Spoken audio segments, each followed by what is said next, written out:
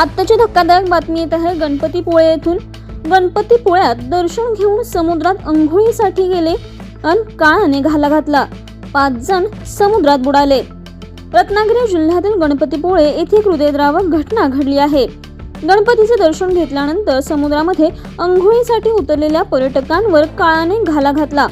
समुद्राच्या जोरदार लाटा आणि पाण्याचा प्रवाहाचा अंदाज न आल्याने 5 जण समुद्रात बुडाल्याची दुर्दैवी घटना घडली।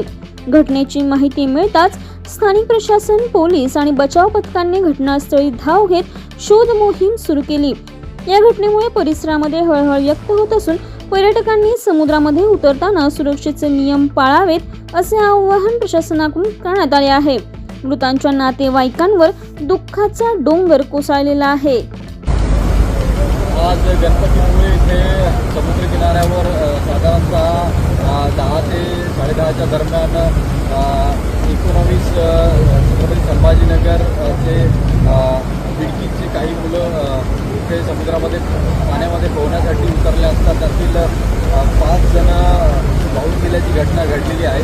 सध्या कोस्ट गार्ड आणि इतर मच्छीमार बांधवांच्या बोटींची त्यांचा शोध सध्या सुरू आहे। पोलीस घटनास्थळी दाखल आहे। DSP नितीन बदाटे आणि आमची पूर्ण टीम या कार्यासाठी लागलेली आहे। बाकी मुलांना वाचवण्यात यश आलेलं आहे। बाकी 14 मुलं इथे सुखरूप आहेत।